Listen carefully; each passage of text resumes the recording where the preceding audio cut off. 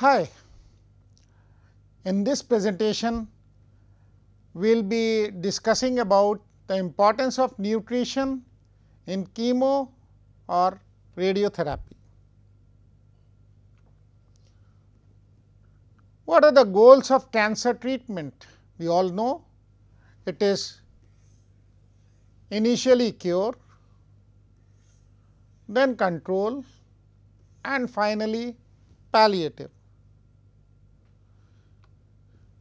So, quality of life is the main criteria. So, cancer treatment goals, they depend upon the patient's status, and in any case we will try to improve the quality of life of all the patients. So, if we study that frequency or severity of weight loss associated with cancer, so here in red it is between 0 to 5% in previous 6 months, blue is 5 to 10% and purple is more than 10%. So, in case of colon cancer, we can see it is between 0 to 5%, which is on the higher side. In case of prostate cancer, again 28% are there. In case of a small lung, it is 23%, and in case of lung non-small cell, it is 18%. In case of pancreas, it is 29%. And in case of non-measurable gastric, it is above 10%, which are more, and in case of measurable gastric, it is above 38%. Of them are they are above 10%. So, up to 40% of cancer patients have unexplained weight loss at the first diagnosis. 80% experience weight loss in advanced stages cancers. Greatest incidence of CIWL is seen in patients with solid tumors, 60+% of all cancers. Cancer therapies are also associated with induction of anorexia and further weight loss. A weight loss of 5% or more causes reduced response to therapy. Weight loss and effects of survival. So, when we are seeing the red is denoted by no weight loss and gray is denoted by weight loss.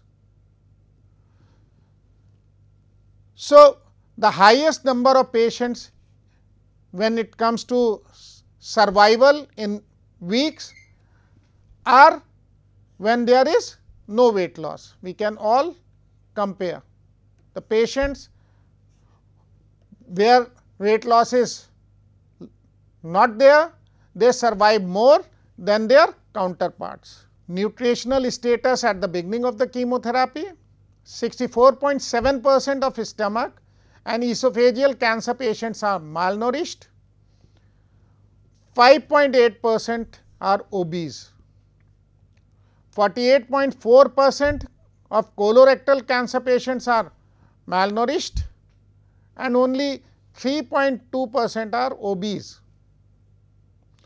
58.0 breast cancer patients are overweight or obese, whereas only 9% are malnourished. Effects of chemotherapy on nutritional status. Cytotoxic chemotherapy may lead to mucositis, enteritis, anorexia and emesis, diarrhea, electrolyte abnormalities. Immunotherapy may lead to azotemia or fluid retention. Corticosteroids may lead to hyperglycemia, nitrogen and calcium losses, fluid as well as electrolyte problems. Nutritional problems during chemotherapy. Now, here we can see a majority of the patients, they are having SGA and BC, anorexia, nausea, taste loss, food aversion, mucositis, weight loss and reduced food. Possible eating related side effects of radiation according to the area of body being treated. So, in case of brain spinal column, there may be nausea and vomiting and headache and tiredness after 90 days. In case of head or neck, tongue, voice box, tonsils, salivary glands, nasal cavity and pharynx, there may be sore mouth, difficulty or pain in swallowing, change in taste or loss of taste, sore throat, dry mouth and thick saliva, and again dry mouth, damage to jaw bones, locked jaw, changes in taste and smell. It may be more than 90 days after treatment. In case of lung, esophagus and breast, there may be trouble in swallowing, heartburn, fatigue, loss of appetite and narrowing of esophagus, chest pain or exertion, enlarged heart, inflammation of the pericardium, the membrane around the heart, lung scarring or inflammation even after 90 days of treatment. Possible eating related side effects of radiation according to the area of the body being treated. So, here again we are having a table, area of the body, eating related side effects that might happen during treatment and even after 90 days of treatment. Now, belly, large or small intestine, prostate, cervix, uterus, rectum and pancreas. Loss of appetite may be there, nausea, vomiting, diarrhea, gas, bloating, difficulty in tolerating milk products, changes in urination and fatigue. And even after 90 days, there may be diarrhea, blood in urine or bladder irritation. Side effects usually start around the second or third week of treatment and peak about 2/3 of the way through treatment. After radiation therapy ends, most side effects last 2 to 3 more weeks, but some may last much longer.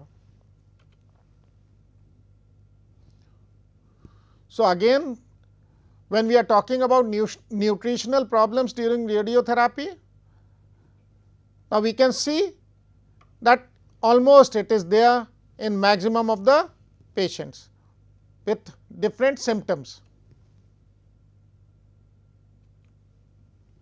Can nutrition treatment maintain or improve nutritional status in cancer patients? Nutrition therapy in oncology is required to improve prognosis and reduce the cancer related decline in nutritional status. In surgical oncology, it reduces the post operative symptoms, lessens the hospital stay and improve tolerance to treatments. In palliative care, the nutritional therapy focuses on symptoms associated with weight loss, thus improving the quality of life. Is supplementation with special substrates or modulators beneficial in cancer patients? Hormones or anabolic agents limitedly available, literature on use of in cancer patients in improvement of patients' performance is there.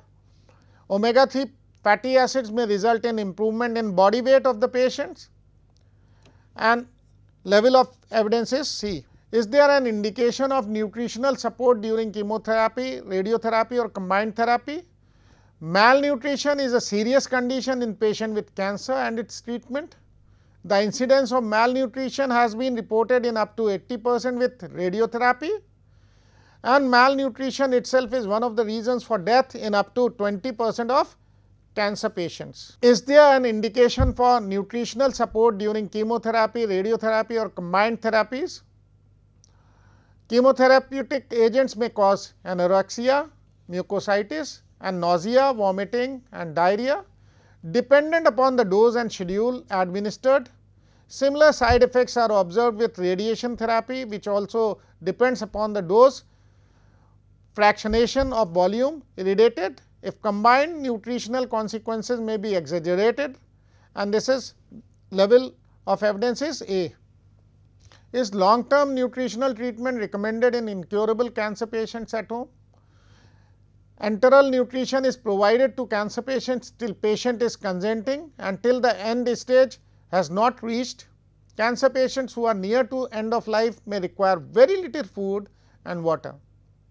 In case of incurable cancer patients, home parenteral nutrition may be recommended if patients are expected to die due to starvation, undernutrition before spread of tumor, and there is level of evidence is C. Is there a role of nutrition treatment in patients receiving HSCT? Prior to HSCT or BMT, patients receive chemotherapy or radiation therapy to provide immunosuppression, which may lead to gastrointestinal toxicity and may have massive impact on nutritional status of the transplant patients. Nutritional intervention is required in HSCT BMT to maintain nutritional status, while meta-nutritional requirement is to improve tolerance to chemotherapy. When should nutrition treatment be initiated in HSCT patients? Low food intake and malnutrition are common conditions in cancer patients undergoing HSCT or BMT. Nutritional support is crucial during this period in order to ensure a more favorable response to treatment, thereby improving chances of cure and survival. Several studies have found it to be feasible in patients with cancer undergoing BMT with favorable evaluation of nutritional status achieved by means of feeding tubes. Can HSCT patient benefit from specialized nutritional support? There is level C evidence. Omega 3 fatty acid supplementation after HSCT or BMT may have role in prophylaxis and management of HSCT or BMT related complications such as graft versus host disease and veno-occlusive disease.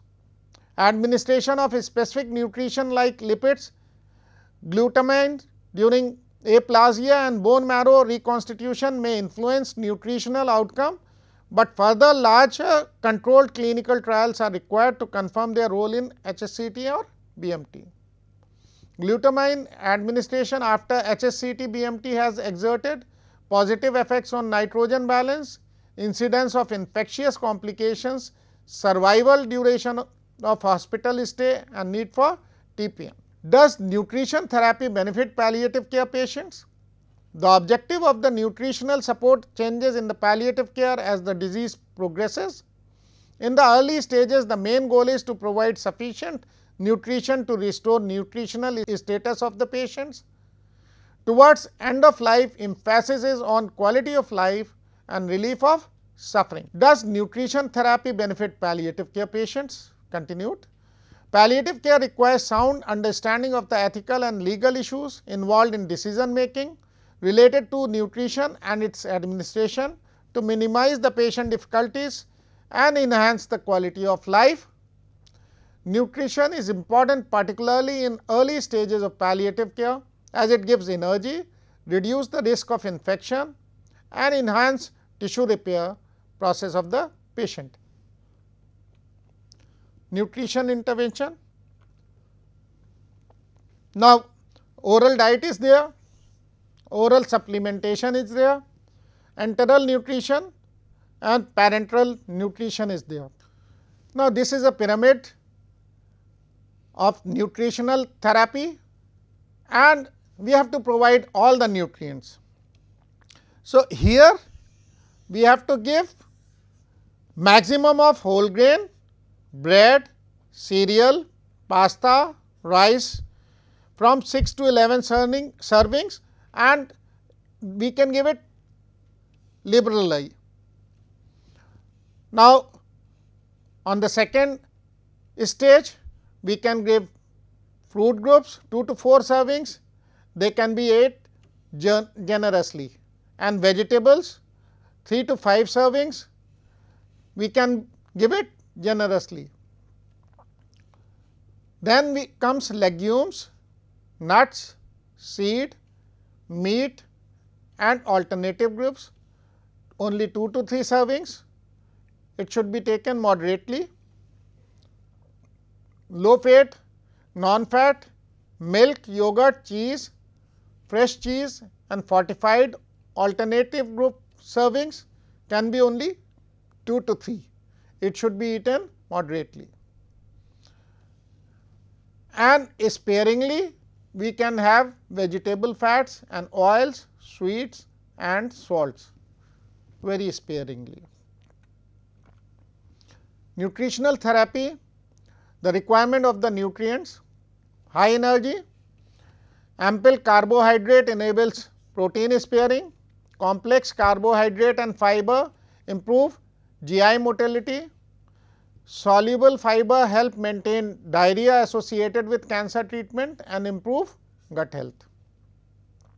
High protein diet, good quality and complete protein, helps build lean body mass, repair and rebuild tissues affected by cancer therapy, maintain a healthy immune system. And low fat diet prevents early satiety, facilitate tolerance and have omega 3 fatty acids, which are anti-inflammatory, reduce synthesis of inflammatory mediators associated with cancer, cachexia and unintended weight loss. Oral diet: if the gut works, then use it.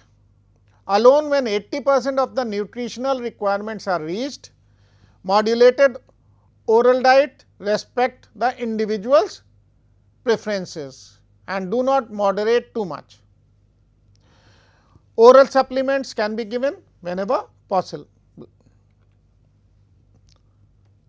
In case of oral supplements, we have hypercaloric and hyperprotic, omega 3, glutamine, soluble fiber or prebiotics, probiotics, other nutrients, arginine, BCAA and micronutrients.